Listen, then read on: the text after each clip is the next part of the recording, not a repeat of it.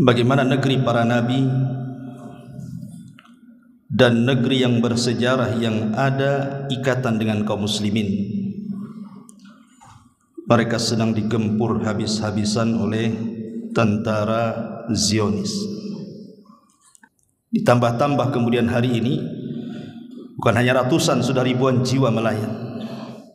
Lalu apa kepedulian kita kepada mereka?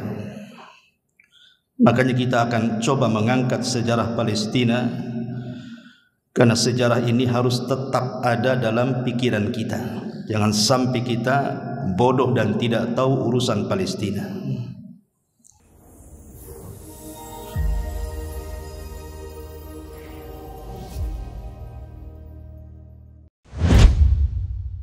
Assalamualaikum warahmatullahi wabarakatuh. Tema di malam hari ini kita akan membahas tentang Nastafa di negeri Palestina. Kenapa kita angkat permasalahan ini? Karena hampir satu pekan kita melihat berita bagaimana negeri para nabi dan negeri yang bersejarah yang ada ikatan dengan kaum muslimin.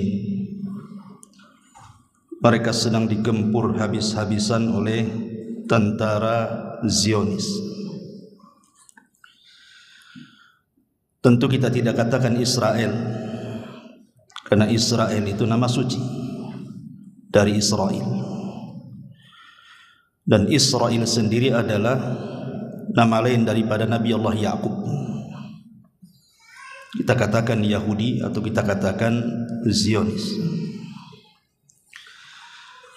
Ma'asyiral muslimin yang dimuliakan Allah Subhanahu wa taala, penderitaan orang-orang Palestina ini sebenarnya sudah berlalu dari zaman ke zaman. Semenjak orang-orang Yahudi menetap di Palestina yang kemudian mencaplok hampir 85% tanah Palestina. Hanya mungkin sisanya 15% saja tanah Palestina itu. Tapi kalau terus menerus Yahudi kemudian mencaplok tanah sedikit demi sedikit, lama-lama habis. Dan kalau itu terjadi, maka tentu imbasnya adalah kepada kaum muslimin, saudara-saudara kita yang ada di sana. Karena sebelum terjadi peristiwa yang sekarang ini juga banyak berita kepada kita tentang penyiksaan, pengeboman, pembunuhan bayi-bayi yang tidak bersalah, wanita-wanita yang tidak bersalah, dan begitu seterusnya, seolah-olah tidak ada hentinya. Ditambah-tambah kemudian hari ini bukan hanya ratusan, sudah ribuan jiwa melayang. Lalu apa kepedulian kita kepada mereka? Makanya kita akan coba mengangkat sejarah Palestina, karena sejarah ini harus tetap ada dalam pikiran kita. Jangan sampai kita bodoh dan tidak tahu urusan Palestina. Ma'asyiral muslimin yang dimuliakan Allah Subhanahu wa taala, sebenarnya sejarah Palestina ini sudah ada sejak zaman dulu, atau boleh dikata mungkin 10.000 tahun yang silam sebelum Masehi, dan sudah diduduki oleh orang-orang Arab. Karena ada dalam buku-buku sejarah penamaan Palestina itu, ada juga yang mengatakan itu nama orang. Dia putra daripada Kan'an, dan Kan'an putra daripada Nuh alaihi salam. Artinya kabilah yang menetap pertama adalah kabilah Kan'aniyun, dan mereka asli orang-orang Arab. Itu puluhan ribu sebelum Masehi. Karena Yahudi ini menduduki Palestina ini kan baru-baru ini saja, mungkin sekitar 1 abad lah, 100 tahun setelah Perang Dunia Pertama kan gitu. Ketika itu dimenangkan oleh Inggris. Kemudian Inggris secara sepihak kemudian menjadikan sebagian besar tanah Israel atau tanah Palestina kemudian didudukkan Yahudi di situ, dan diperparah setelah Perang Dunia Kedua. Ketika itu Nazi yang memenangkan Jerman, sehingga banyak kemudian orang-orang Yahudi di Eropa yang disembelih. Makanya kemudian mereka pun berbondong-bondong hijrah dari Eropa dan menduduki tanah Palestina. Dan sampai hari ini, ma'asyiral muslimin yang dimuliakan Allah Subhanahu wa taala, sedikit saya punya kasih gambaran bagaimana kemuliaan tanah Palestina ini. Kita jelaskan secara global dulu. Palestina ini adalah tanah yang diberkahi. Bahkan dia negeri yang didoakan secara khusus oleh Nabi sallallahu alaihi wasallam dengan keberkahan dan juga keberuntungan. Allahumma barik li Syamina, kata Rasul. Ya Allah, berkahi negeri Syam kami. Dan jantung kota negeri Syam itu Palestina. Dan Nabi sallallahu alaihi wasallam mengatakan tuba, tuba, beruntunglah orang-orang yang ada di Syam itu. Tuba li Syam. Kemudian para sahabat mengatakan, walima ya Rasulullah, kenapa wahai Rasul? Rasul SAW mengatakan, karena di atas langit negeri Syam dibentangkan sayap-sayap malaikat dan mendoakan kebaikan kepada para penduduknya. Terlebih di Palestina ini ada Masjidil Aqsa, salah satu daripada masjid yang pernah dijadikan kiblat kaum muslimin. Bahkan Rasul pernah berkiblat dalam salatnya ke Baitul Maqdis di Mekah, kemudian hijrah ke Madinah, berkiblat selama 16 sampai 17 bulan, baru kemudian dialihkan ke Baitullah Al-Haram. Artinya bahwa Baitul Maqdis ada sejarah, ada kaitan dengan kita kaum muslimin, karena dia adalah kiblat daripada kaum muslimin sebelum adanya peralihan kiblat. Bahkan Palestina sendiri, khususnya Al-Quds. Al-Quds itu yang sekarang kita kenal Masjidil Aqsa. Masalahnya Al-Quds sendiri kan dijadikan keyakinan tiga agama, bahwa tempat itu, kalau orang barat menyebutnya Yerusalem, kalau kita menyebutnya Al-Quds. Itu tiga agama mengklaim di situ semua tempat suci. Adapun Yahudi menganggap itu tanah perjanjian bagi mereka. Adapun Nasrani mengatakan bahwa itu akhir perjamuan Isa bin Maryam dengan mereka. Bahkan sebagian mereka mengatakan disitulah letak Isa disalib. Walaupun kita kaum muslimin tidak menganggap Isa disalib. Isa itu diangkat ke langit. Wa ma qatalu wa ma sallabuhu walakin syubbiha lahu. Isa tidak dibunuh, Isa tidak disalib, bahkan Isa diangkat ke langit. Itu keyakinan kita kaum muslimin. Ma'asyiral muslimin yang dimuliakan Allah Subhanahu wa taala. Lah di Al-Quds, di sinilah Masjidil Aqsa, tempat awal dan akhir Rasul melakukan peristiwa spektakuler dalam sejarah Isra dan Mi'raj. Ketika Rasulullah SAW naik ke langit, berawal dari Masjidil Aqsa dan berakhir juga di Masjidil Aqsa, kemudian baru kembali ke Mekah. Kemudian juga tempat ini juga Palestina, Nabi SAW pernah mengimami di Baitul Maqdis para nabi. Rasul yang menjadi imam dan seluruh para nabi menjadi makmum di belakangnya, untuk menunjukkan bahwa estafet ajaran kenabian ditutup dengan kenabian Nabi SAW dan dinobatkan menjadi Sayyidul Anbiya wal Mursalin, pemimpinnya para nabi dan rasul. Bahkan di tempat ini pula turun banyak wahyu-wahyu langit. Di sini turun Taurat, turun Zabur, turun Injil, dan juga Suhuf. Artinya bahwa negeri Palestina itu tempat turunnya wahyu. Di sini juga tinggal Nabi Allah Ayub alaihi salatu wassalam. mihrabnya Zakaria di sini, lahirnya Isa bin Maryam, lahirnya Ismail, lahirnya Ishak dan Yakub, bahkan keajaiban Nabi Sulaiman ada di Palestina. Nabi yang ajaib Sulaiman, mampu menundukkan jin dan semua makhluk Allah tundukkan kepada Sulaiman. Keajaiban Sulaiman ada di Palestina. Bahkan kerajaan Daud, ma'ruf kerajaan Daud, dialah nabi pertama yang merangkap sebagai raja Bani Israel. Di mana kerajaannya? Di Palestina. Bahkan Nabi Ibrahim alaihi salatu wassalam dan juga Lut alaihi salam hijrah ke negeri ini, karena Ibrahim kan berasal dari Irak. Begitu juga Lut kemudian hijrah ke tanah Palestina.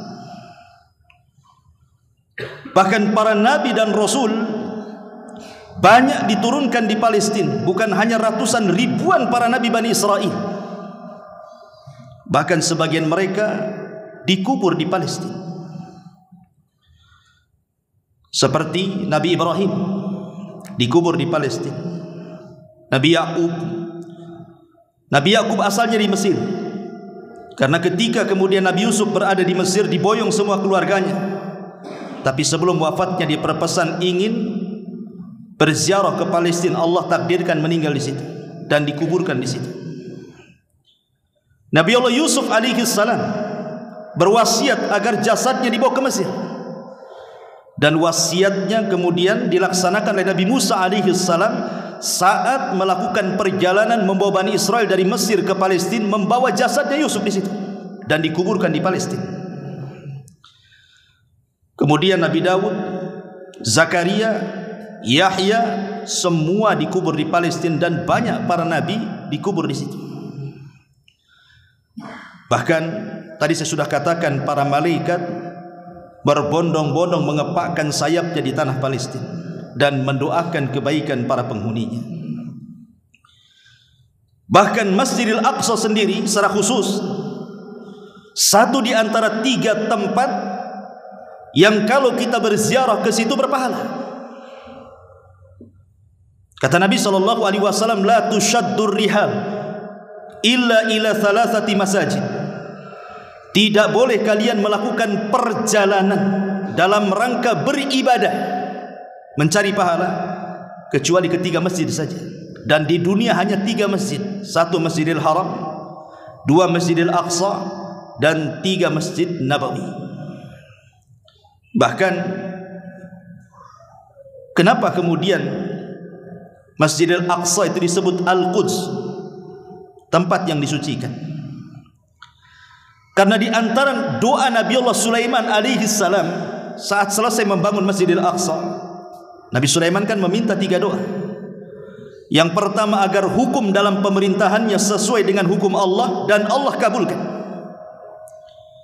Yang kedua, agar apa yang Allah anugerahkan kepadanya mampu menundukkan angin, awan, jin dan kekuasaan yang besar tidak boleh diberikan kepada siapapun setelahnya, dan Allah kabulkan.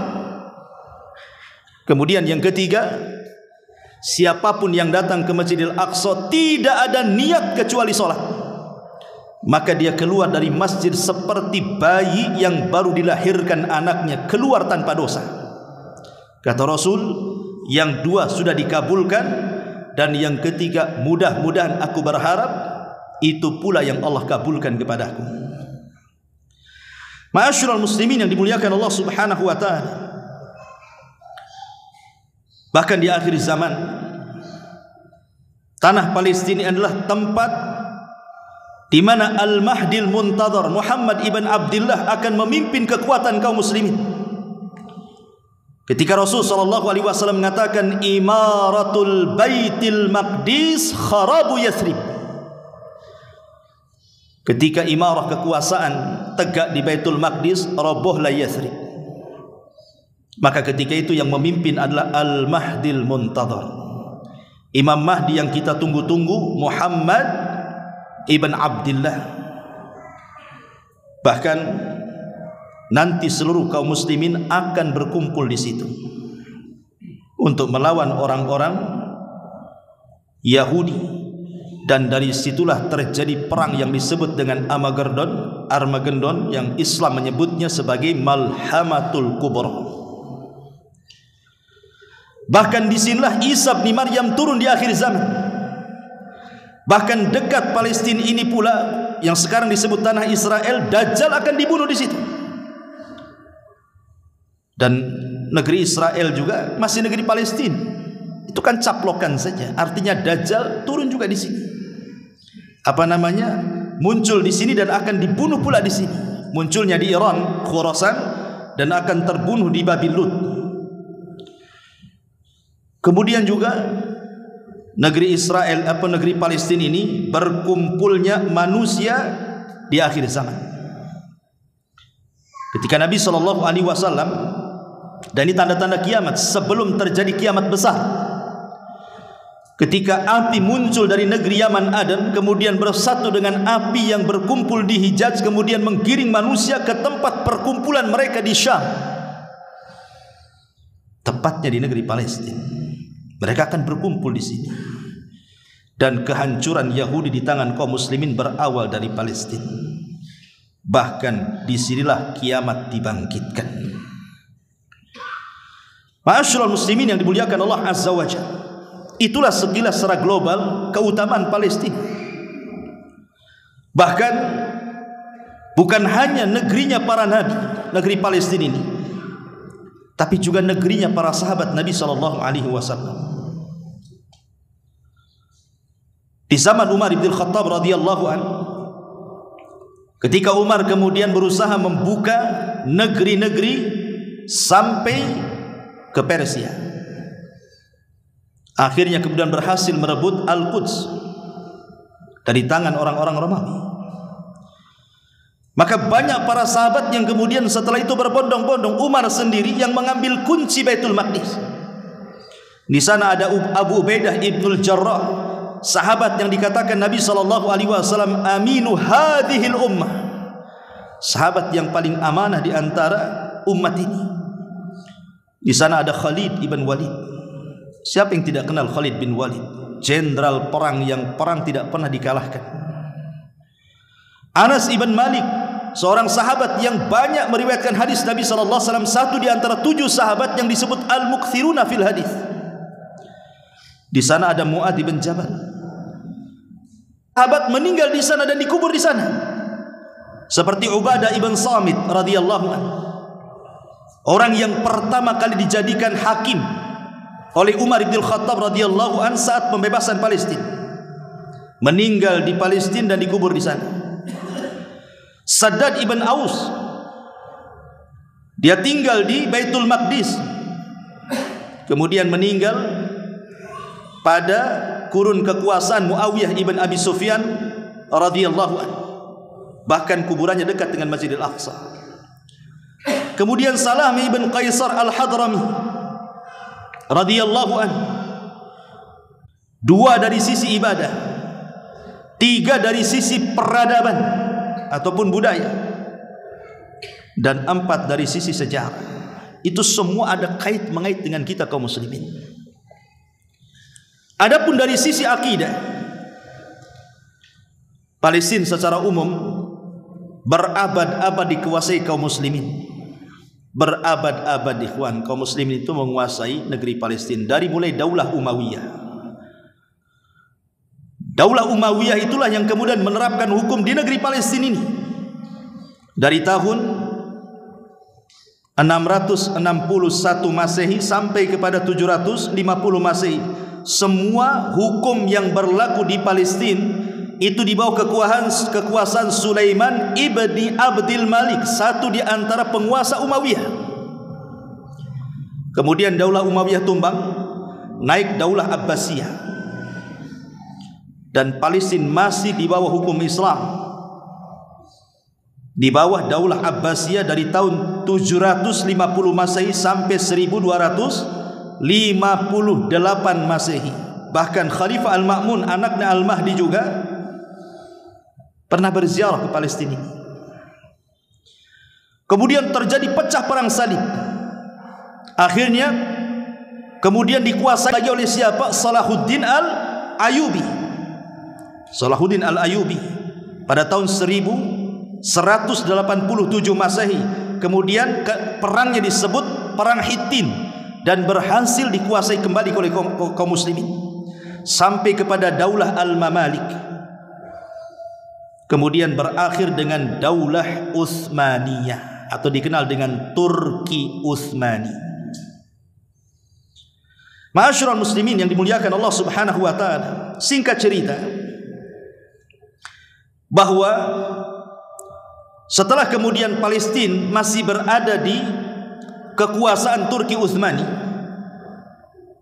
ketika itu semua Palestina itu beragama mayoritas muslim. Hanya sedikitlah orang-orang Yahudi atau orang Nasrani itu, tidak banyak ya. Tetapi entah kemudian takdir Allah Subhanahu wa taala, di masa Sultan Salim pertama berhasil kemudian merebut Palestina. Akhirnya selama 400 tahun Palestina masih di bawah Turki Utsmani kan. Tapi setelah meletus Perang Dunia Pertama, tadi saya katakan di mukaddimah, Inggris yang memenangkan perang ini. Maka Inggris secara sepihak kemudian, karena waktu itu kan orang-orang Yahudi kebanyakan mereka tinggal di Eropa Timur kan.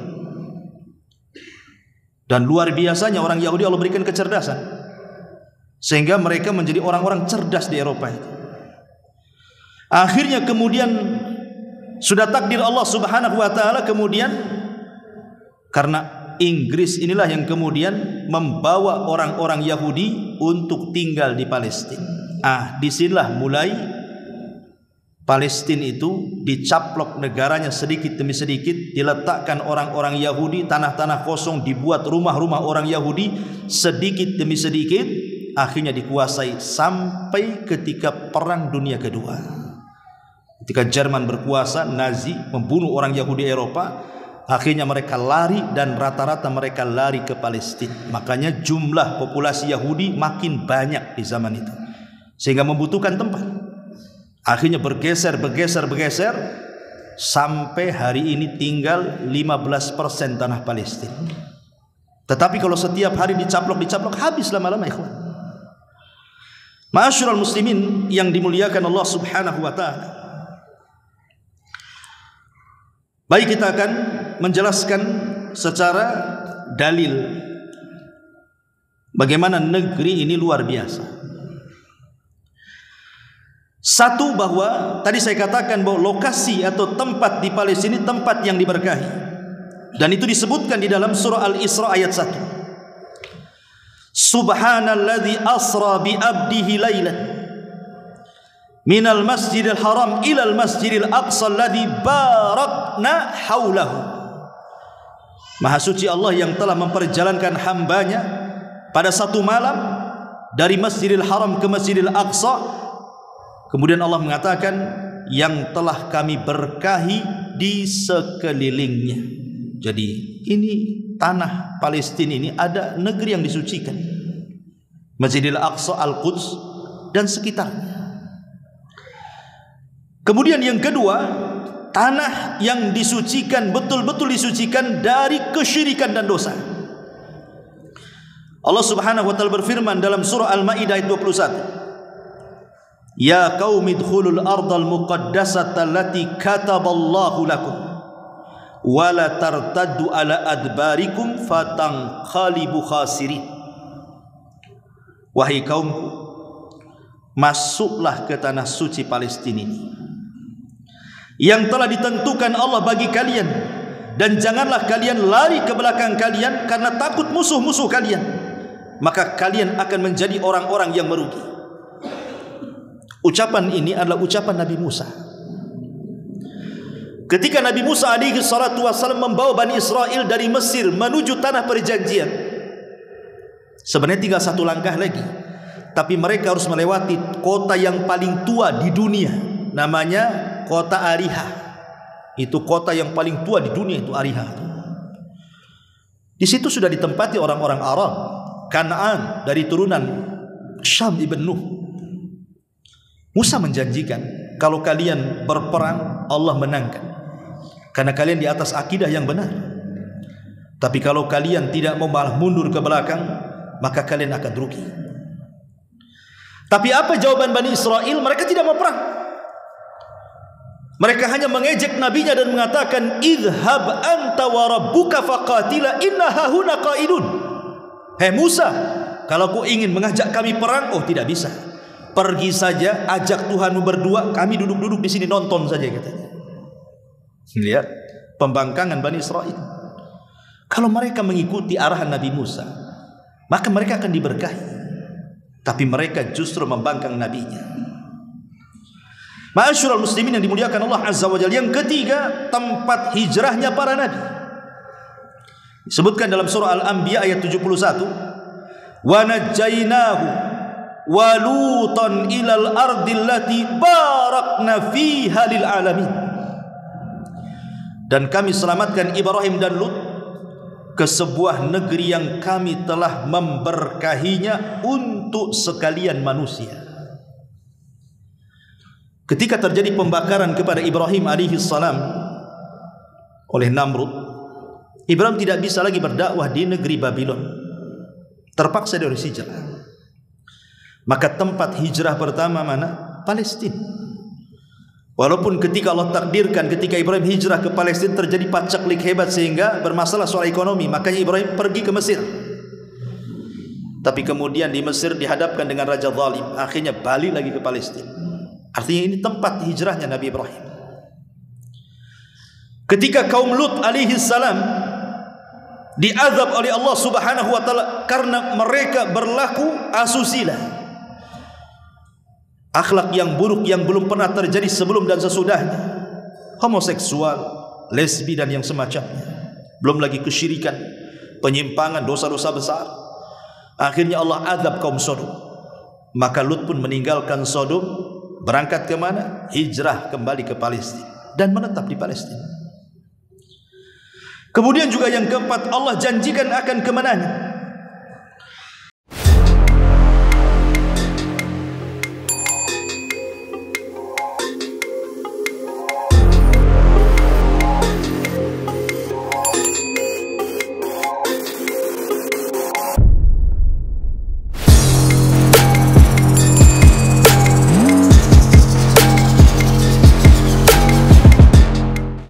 Tanah yang akan dijanjikan Allah kemenangan bagi kaum muslimin.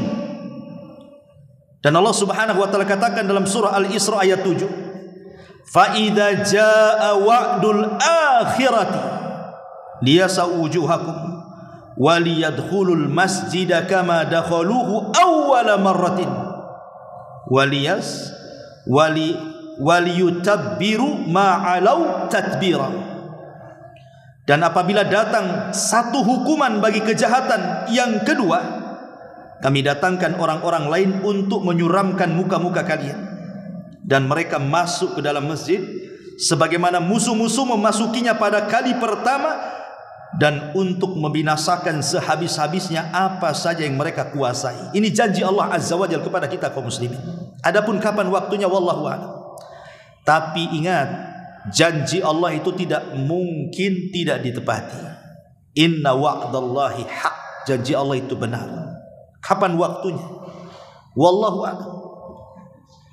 Yang jelas bahwa tanah itu akan dimenangkan kaum muslimin. Ya, mungkin hari ini kaum muslimin tertindas di sana, tapi nanti satu hari akan datang janji Allah Subhanahu wa taala, kekuatan kaum muslimin akan menghancurkan para Zionis Yahudi di sana. Karena mereka adalah kaum yang dengan tangan-tangan kotor mereka juga mereka sudah merubah-rubah kitab-kitab mereka. Yuharrifunal kalima am mawadhi. Mereka merubah-rubah tangan mereka sehingga tidak berpegang kepada Taurat, berpegang pula kepada Talmud hari ini, yang sudah dirubah dengan berbagai macam tangan kotor mereka, yang sudah hilang kemurnian Taurat karena menjadi Talmud hari ini. Ma'asyiral muslimin yang dimuliakan Allah Subhanahu wa taala, termasuk juga tadi saya sudah katakan bahwa 3 masjid yang boleh diniatkan untuk dituju dalam rangka ibadah hanya Masjidil Haram, Masjidil Aqsa dan Masjid Nabawi. Dan kalau antum datang ke sana kemudian salat, Satu riwayat mengatakan sama dengan 500 kali solat di masjid-masjid yang lainnya. Satu riwayat sama dengan 1000 kali solat di masjid-masjid yang lainnya.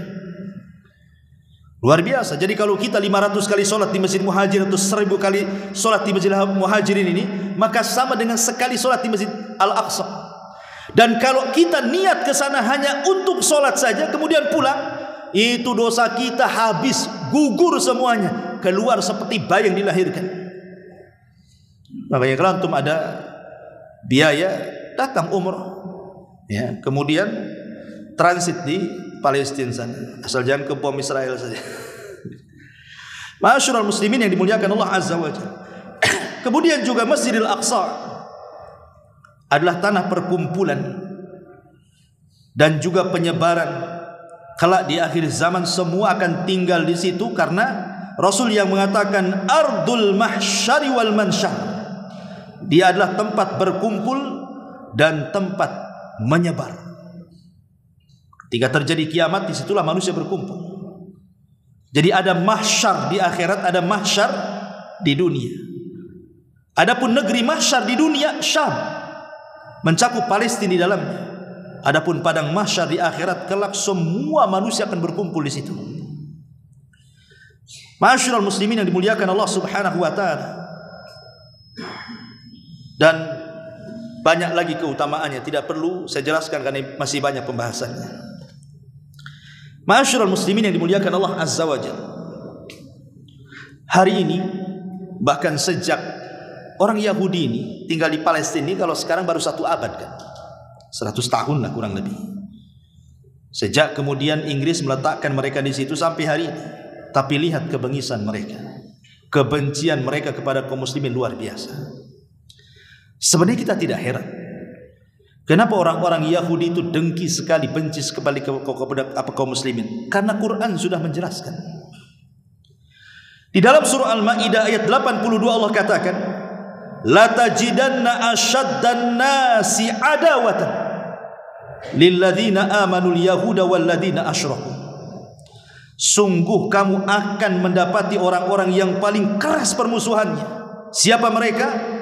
Pertama orang-orang Yahudi, yang kedua orang-orang musyrik. Lihat, Al-Quran mendahulukan Yahudi baru musyrik, menunjukkan bahwa dahsyatnya permusuhan Yahudi itu lebih besar dibandingkan orang-orang penyembah berhala.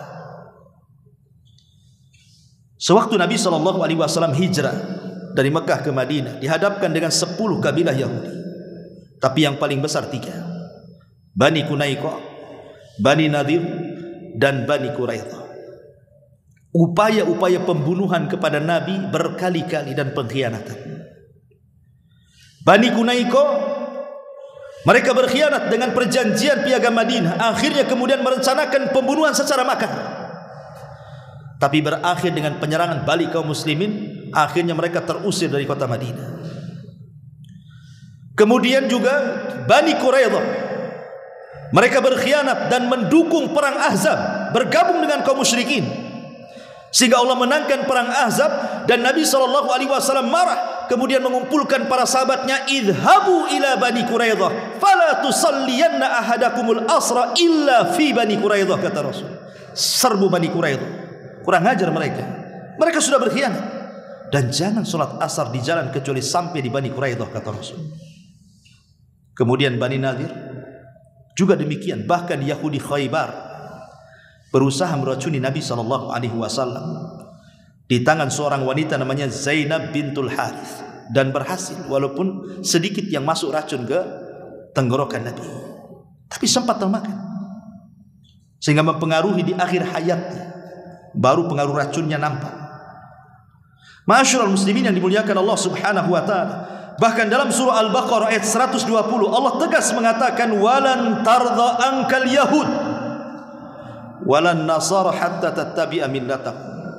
Orang-orang Yahudi dan Nasrani itu tidak akan senang kepadamu hingga kamu mengikuti agama mereka. Lihat, Allah dahulukan Yahudi kemudian Nasrani. Artinya permusuhan Yahudi kepada kita jauh lebih besar dibandingkan permusuhan Nasrani kepada kita. Makanya wajar kalau seandainya setiap hari minimalnya 17 kali kita mengucapkan ghairil maghdubi alaihim waladhdallin. Ghairil maghdubi alaihim waladhdallin. Kita meminta kepada Allah agar kita tidak mengikuti kaum yang al-maghdub, kaum yang dimurkai. Siapa mereka? Yahudi. Dan kaum zalim yang disesatkan, maksudnya siapa? Nasrani. Hari-hari kita ini berdoa seperti itu dalam solat kita dan membaca surah Al-Fatihah 17 kali minimalnya, belum lagi solat sunnah. Menunjukkan apa dahsyatnya permusuhan, bahayanya mereka. Tapi apa kenyataannya kaum muslimin? Mereka tidak paham dengan apa yang mereka baca. Justru kemudian mereka malah tasyabuh dengan mereka. Yang dikatakan Nabi SAW, la tattabi'anna sanana man kana qablakum shibran bi shibrin wa dhira'an bi dhira'in hatta law dakhalu juhra dhabbin la dakhaltum, kata Rasul. Kalian akan mengikuti tata cara umat sebelum kalian, sejengkal kurang, sehasta masih kurang, boleh jadi sedepak, sekilo dan begitu seterusnya. Sampai kalaupun mereka, kata Rasul, masuk ke lubang biawak yang berkelok sekalipun, pastikan ikut di belakang. Mana izah kaum muslimin? Lisannya mencela Yahudi dan Nasrani, tapi tradisinya mengikuti Yahudi dan Nasrani. Menang dari mana? Kita akan menang dari sisi mana nih kalau yang seperti ini? Kalau ibadah kita meniru mereka, muamalah kita meniru mereka, akhlak kita meniru mereka, tiba-tiba kita berangan-angan Islam ingin jaya, mimpi. Ma'asyiral muslimin yang dimuliakan Allah Subhanahu wa taala, Yahudi ini ikhwan punya sejarah hitam yang panjang. Tidak ada lembaran putih sedikit pun dari Yahudi. Semua sejarah hitam dari zaman ke zaman. Karena mereka adalah kaum yang bukan hanya sekedar memusuhi para nabi dan rasul, bahkan membantai para nabi dan rasul. Mereka kaum yang berani menentang Allah Subhanahu wa taala yang menciptakan mereka, yang menciptakan langit bumi, yang memberikan nikmat setiap hari kepada mereka. Mereka bisa tentang, bisa mencela Allah. Dan itu digambarkan di beberapa ayat dalam Al-Quran, seperti surah Al-Kahf ayat 38. Allah mengatakan, walaqad khalaqnas samawati wal ard wama bainahuma fi sittati ayyamin wama massana min lughub.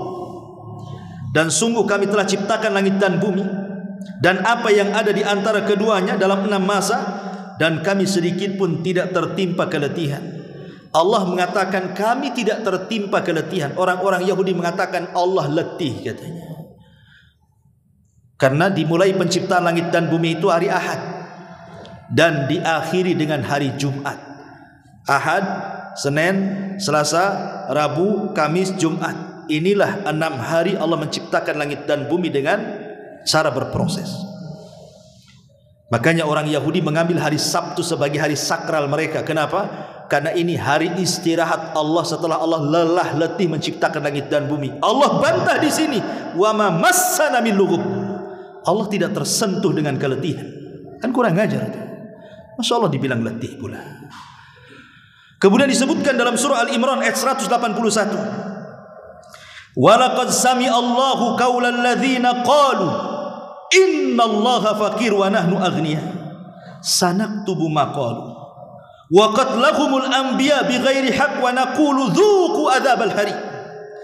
Sesungguhnya Allah telah mendengar perkataan orang-orang yang mengatakan, maksudnya siapa? Yahudi. Sesungguhnya Allah itu miskin, kami kaya. Kurang ajar enggak? Masa mereka mengatakan Allah miskin, kami kaya? Maka Allah katakan kami akan mencatat perkataan mereka dan perbuatan mereka membunuh para nabi tanpa alasan yang benar, dan kami akan mengatakan kepada mereka, rasakan azab yang kelak akan membakar kalian, neraka. Lihat bagaimana kurang ajarnya mereka kepada Allah. Bahkan disebutkan dalam ayat yang lain, Al-Maidah 64, Allah mengatakan yadullahi maglulah ghullat aydihim walu'inu bima qalu bal yadahu mabsutatan yunfiku kaifa yasha. Orang-orang Yahudi berkata, tangan Allah itu terbelenggu, katanya. Ada rantainya. Ya. Tangan Allah terbelenggu kayak orang melakukan kriminal ditangkap polisi kemudian dirantai. Mereka mengatakan tangan Allah dibelenggu. Maka Allah mengatakan sebenarnya tangan-tangan mereka lah yang dibelenggu. dan mereka umat yang dilaknat disebabkan apa yang mereka telah katakan. Tetapi kedua tangan Allah terbuka, Dia menafkahkan sebagaimana yang Dia kehendaki. Ma'asyiral muslimin yang dimuliakan Allah Azza wa Jalla, Nabi Musa alaihi salam ketika diejek kehormatan oleh orang-orang Yahudi, dia mengadu kepada Allah Azza wa Jalla, ya Rabb, Bani Israel mereka berusaha untuk menghina diriku, merendahkan diriku. Tapi Allah mengatakan, ya Musa, jangan lagi dirimu, aku juga kena, kata Allah. Allah juga mengatakan, aku juga kena. Tidak lepas daripada ucapan-ucapan orang-orang Yahudi yang kotor kepada Allah Azza wa Jalla. Kalau mereka berani kepada Allah Subhanahu wa ta'ala, kemudian berani kepada para nabi dan membunuh para nabi dan rasul, apalagi kita ini yang dalam Talmud mereka setiap sperma yang keluar dan bukan keturunan Yahudi itu sama dengan sperma binatang. Makanya wajar kalau Perdana Menterinya Yahudi mengatakan kemarin, kita bukan sedang memerangi manusia, katanya, tapi kita sedang memerangi binatang. Jadi kita dianggap binatang. Ma'asyiral muslimin yang dimuliakan Allah Subhanahu wa ta'ala, bahkan dalam Al-Quran yang menjelaskan bagaimana lancangnya mereka kepada Nabi juga disebutkan dalam surah Al-Baqarah ayat 87. Afakullama ja'akum rasulun bima la tahwa anfusukum mustakbartum fafariqan kadzabtum wa fariqan taqtulun. Apakah setiap datang utusan Allah kepada kalian tidak sesuai dengan hawa nafsu kalian, kalian mendustakan atau kalian bunuh? Mereka adalah umat pendusta para nabi. Mereka adalah umat pembunuh para nabi. Sudah bukan ratusan ribuan para nabi mereka bantai. Bahkan lihat dalam surah Yasin, ketika Allah Subhanahu wa ta'ala menceritakan tentang 3 nabi yang dikirim langsung kepada sebuah desa, kemudian didustakan semuanya, 3-3-nya. Datang seorang laki-laki namanya Habibur Rahman, seorang penjahit, datang dari Aqsal Madinah, dari ujung kota, kemudian memperingatkan warga itu, ittabi'u, ikut kalian. Yang mereka orang-orang ikhlas dan tidak meminta balasan kepada kalian. Tapi apa akhir daripada Habibun Najjar ini? Bukan Habibur Rahman ya, Habibun Najjar. Mereka pun kemudian merajam sampai mati. Kemudian setelah itu 3 nabi dibantai. Bahkan satu hari mereka pernah membantai 70 nabi. Itu orang-orang Yahudi. Mereka para pembantai nabi. Jadi kita tidak heran kalau seandainya mereka sekarang membombardir kaum muslimin, membunuh bayi-bayi yang tidak bersalah, membunuh wanita-wanita yang tidak bersalah, bahkan kemudian menghancurkan kehormatan mereka, membunuh warga sivil yang tidak bersenjata, baik secara langsung dengan cara bom atau tidak secara langsung dengan dibuatnya mereka kelaparan, diputusnya pasokan listrik, pasokan air, pasokan makanan. Kalau warga Palestina mereka tidak mati dengan bom, maka lambat laun mereka akan mati dengan kelaparan. Tapi begitulah Allah Subhanahu wa ta'ala takdirkan mereka umat yang beruntung. Ma'asyiral muslimin yang dimuliakan Allah Subhanahu wa ta'ala, bahkan Allah Subhanahu wa ta'ala mengatakan mereka adalah saudara dari kera-kera dan babi-babi.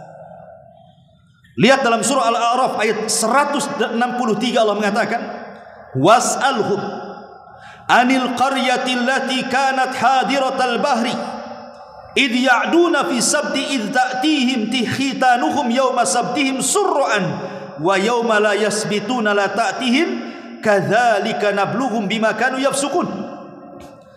Dan tanyalah kepada Bani Israel tentang negeri yang terletak di dekat laut ketika mereka melanggar aturan pada hari Sabtu. Di waktu datang kepada mereka ikan-ikan yang berada di sekitar mereka terapung-apung di permukaan air, dan di hari yang bukan hari Sabtu ikan-ikan itu datang kepada mereka. Demikianlah kami coba mereka, disebabkan mereka berlaku fasik, akhirnya mereka melanggar hari Sabtu, mengambil ikan yang tidak boleh mereka ambil di hari itu. Dan Allah mengatakan, kunu kiradatan khasi'in, jadilah kalian kera-kera yang dihinakan. Dan Yahudi adalah sahibul kiradata wal hanazir. Ma'asyiral muslimin yang dimuliakan Allah Subhanahu wa ta'ala, bahkan Jangan lagi cerita hari ini atau orang-orang Yahudi lah yang di zaman Nabi. Mereka tahu kebenaran bahwa Nabi SAW itu seorang Nabi berdasarkan kitab yang mereka baca dan berdasarkan alamat dan ciri-ciri mereka sudah ketahui dari zaman ke zaman. Ya'rifunahu kama ya'rifuna abnahum. Mereka mengenal Nabi yang akan muncul seperti mengenal anak-anak mereka. Tapi ketika Rasul hijrah dari Mekah ke Madinah, ada seorang pemimpin Yahudi namanya Huyai ibn Akhtab datang bersama saudaranya Yasir. Kemudian mengatakan, ayo kita intip Nabi yang baru datang di Kuba itu. Betul nggak dia seorang Nabi? Dari pagi sampai malam pemimpin Yahudi Huyai ibn Akhtab dan Yasir ini memperhatikan ciri-cirinya, gerak-geriknya, muamalahnya, akhlaknya. Rupanya 100% cocok bahwa dia Nabi. Sehingga Yasir mengatakan kepada Huyai ibn Akhtab, ya Huyai, huwa, apakah dia itu? Apakah dia itu? Maksudnya apakah dia Nabi? Kata Huyai, ya, dia itu orangnya. Kata Yasir, apakah kita harus ikut dia? Kata Huyai ibn Akhtab, la, tidak, katanya. Selama aku masih hidup, aku akan jadi musuh dia selamanya, katanya. Ini kan aneh, mereka itu menyembunyikan kebenaran. Mereka tahu Rasulullah SAW itu di atas kebenaran, mengakui dia seorang Nabi. Sudah mereka uji dengan berbagai macam pertanyaan. Datang kepada Rasul, ya Muhammad, kami akan berikan beberapa soalan dan tidak bisa dijawab kecuali seorang Nabi. Mulailah bertanya soal ruh, makanan pertama ahli sorga. Bertanya soal kenapa anak mirip dengan orang tuanya. Bertanya soal Dzulqarnain, bertanya soal Ashabul Kahfi, macam-macam. Sampai Allah turunkan ayat menjawab seluruh soalan mereka dan semuanya benar, tidak ada yang salah. Harusnya mereka beriman, kan? Mereka sendiri yang memulai dengan pertanyaan itu. Tapi setelah dijawab tetap aja mereka kufur. Itulah orang-orang Yahudi. Oke, jangan cerita di zaman Nabi. Di zaman dulu, kakek buyut moyang mereka Bani Israel, mereka menentang Nabi Musa alaihissalam. Ketika kemudian mereka dibawa oleh Nabi Musa karena mereka ingin supaya jangan murtad seperti kaumnya menyembah patung anak sapi, diperdengarkan wahyu Allah Subhanahu wa taala, sampailah mereka di Bukit Saida. Tiba-tiba kemudian mereka diperdengarkan, mereka tidak mau. Mereka ingin melihat wajah Allah yang sesungguhnya. Mereka mengancam Nabi Musa dan mengatakan, lan nu'mina laka hatta narallaha jahra. Hei Musa, kami tidak akan beriman kepadamu sampai kau tampakkan Tuhanmu, katanya. Luar biasa Bani Israel ini. Sama nabinya apa gak kurang ajar? Nabi Musa tidak sanggup memandang Allah. Ketika Nabi Musa mengatakan, arini, tampakkan wajahmu ya Rabb, Allah tidak tolak, tapi Allah mengatakan, walakin dzur ilal jabal fa in istaqarra makana fasawfa tarani. Kau lihat tuh gunung batu itu wahai Musa. Kalau seandainya aku tampakkan diriku kepada gunung-gunung itu tidak bergeming dan tidak hancur, fasawfa tarani, kau akan melihat aku. Ketika Allah mulai menampakkan sedikit, tiba-tiba gunung hancur, Musa terpental pingsan. Ketika kemudian dia terbangun dan siuman mengatakan, tubtu ilaika ya Rabb, aku bertobat kepadamu. Aku tidak akan hendak meminta supaya wajahmu ditampakkan. Musa tidak sanggup. Ini Bani Israel pula mengatakan, lan nu'mina laka hatta narallaha jahra. Itu tidak lain karena kebodohan mereka, pembangkangan mereka kepada para nabi. Ketika mereka berada di Arduteh, bayangkan mereka tersesat 40 tahun di padang pasir. Tidak ada pohon, tidak ada makanan, tidak ada minuman. Akhirnya mereka kelaparan, datang kepada Musa, ya Musa, kami kelaparan. Maka Musa berdoa kepada Allah Subhanahu wa taala, turun dari langit manna dan salwa. Makanan lezat dari langit, tinggal makan, tidak ada masak-masak lagi. Tiba-tiba mereka mengatakan, lan nasbirolaka hatta lan nasbirolaka, katanya, kami tidak sabar kepadamu wahai Musa dengan makanan ini, katanya. Cobalah Musa datangkan kepada kami bawang-bawangan, sayur-sayuran, kacang-kacangan, katanya. Maka Musa marah. Kalau itu yang kau cari-cari di tempat sana banyak, kenapa mesti minta ke langit, katanya. Itu kan kurang ajar mereka. Ketika kemudian juga ada kisah, ada orang kaya mati orang kaya ini yang bunuh anak angkatnya yang merupakan ponaannya karena ingin mengambil hartanya. Hampir perang dua kabilah. Datang mereka kepada Musa, wahai Musa, singkapkan siapa pembunuhnya. Maka Musa berdoa kepada Allah Subhanahu wa taala. Musa mengatakan, "Innallaha ya'murukum an tadbahu baqarah." Syaratnya, kalau saya ingin tahu siapa pembunuhnya, aku kasih tahu. Tapi ini perintah Allah. Sembelih 1 ekor sapi betina. Mereka sembelih, tidak banyak tanya. Cemana warnanya? Cemana usianya? Sudah dipekerjakan atau tidak? Makin dipersulit. Makanya kenapa Nabi SAW mengingatkan, fa inna ma ahlaka man kana qablakum kathratu su'alihim wa ikhtilafuhum ala anbiya'ihim. Kebanyakan hancurnya umat sebelum kalian terlampau banyak persoalan yang mereka tanyakan kepada para nabi mereka yang tidak ada faedahnya dan menyelisih nabi-nabi mereka. Makanya akhirnya kemudian mereka pun dipersulit kehidupannya. Ma'asyiral muslimin yang dimuliakan Allah Subhanahu wa taala. Orang Yahudi itu punya hati yang keras, ikhwan. Mereka hatinya keras, sekeras-kerasnya, bahkan lebih keras dibandingkan batu. Dan itu Allah gambarkan dalam Al-Baqarah 74 kan. Tsumma qasat qulubukum min ba'di dzalika fahiya kal hijarati aw ashaddu qaswa. Kemudian setelah itu, setelah mereka menyaksikan, loh bayangkan, Musa membongkar siapa pembunuhnya. Harusnya mereka itu makin sadar kan, makin keras hatinya. Bahkan Allah mengatakan kemudian mengeraslah hati mereka, bahkan lebih keras dibandingkan batu lagi. Makanya wajar kalau orang Yahudi tidak punya rahmat, iman. Kasih sayangnya sudah tercabut. Kalau mereka membunuh bayi itu biasa bagi mereka. Membunuh anak-anak, membunuh orang-orang yang tidak bersalah, orang tua yang sudah renta, wanita-wanita yang tidak berdaya, mereka membom, mereka berusaha untuk membunuh. Bagi mereka biasa. Keras hati orang Yahudi ini, tidak ada rahmat sama sekali. Itu pula yang menjadikan orang-orang Yahudi di zaman Rasul susah dapat hidayah. Sampai Rasul wafat, kurang dari 10 orang yang masuk Islam. Bisa dihitung dengan jari. Beda dengan orang Nasrani, Nejron semua masuk Islam ya, karena keras hati mereka. Ma'asyiral muslimin yang dimuliakan Allah Azza wa Jalla. Dan mereka adalah umat yang paling hasad. Allah mengatakan dalam surah Al-Baqarah ayat 109-nya, wadda katsiru min ahlil kitab law yaruddunakum min ba'di imanikum kuffaran hasadan.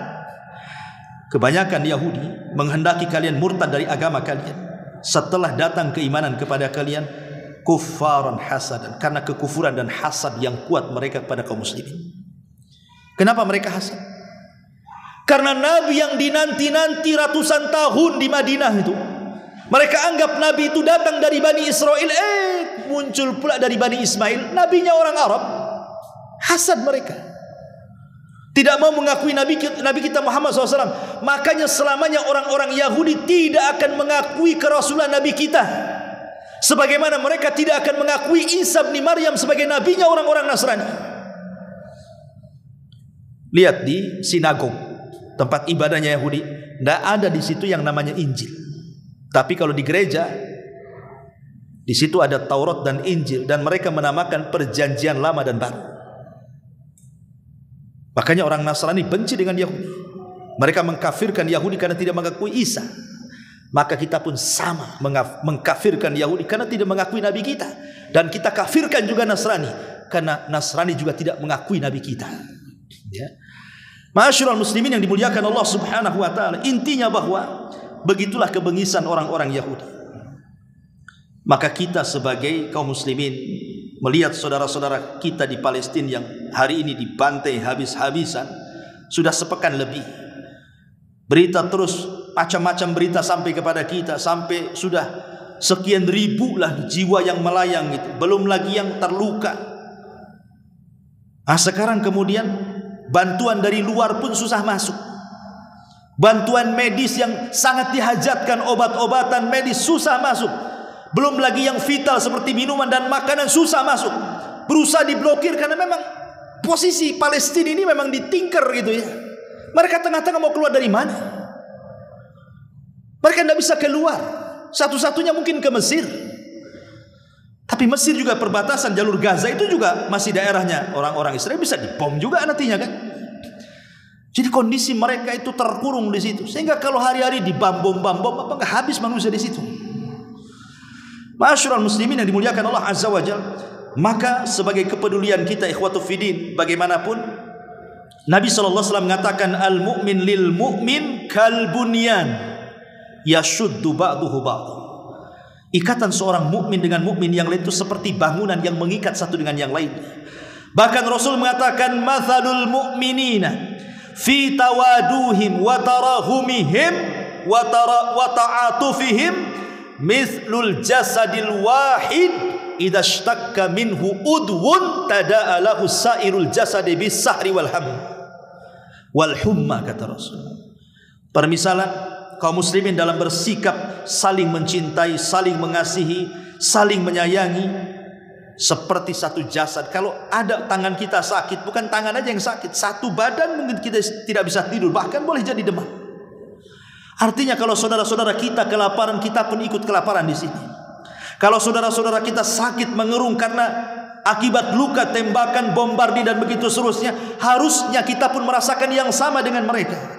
Kalau kita tidak bisa membantu dengan harta, minimalnya dengan doa di waktu-waktu mustajab. Di waktu-waktu mustajab. Karena orang Palestina bisa hidup itu hanya karena pertolongan Allah, ikhwan. Secara logika mereka susah hidup. Kalau bukan karena pertolongan Allah, tentu mereka sudah mati di sana. Ma'asyiral muslimin yang dimuliakan Allah Azza wa Jalla, kata Rasul, al-mu'min mir'atu akhi idza ra'a fihi aiban aslahahu. Seorang mukminlah cerminan bagi saudaranya. Jika dia melihat satu aib pada saudaranya, maka kita berusaha untuk menutupinya. Kita hanya bisa berdoa kepada Allah Subhanahu wa taala, semoga Allah Subhanahu wa taala menangkan saudara kita di sana dan Allah menjaga mereka. Nasarahumullah, ayyadahumullah, hafidhahumullah. Allahumma izzal Islam wal muslimin, Allahumma ansur lil muslimina fi Palestina. Mudah-mudahan ini yang bisa sampaikan dan bisa menjadi pencerahan supaya kita tidak pernah lupa dengan negeri yang sangat diberkahi.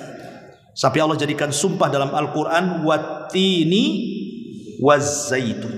Apa makna zaitun? Makna zaitun itu Al-Quds, negeri Palestina.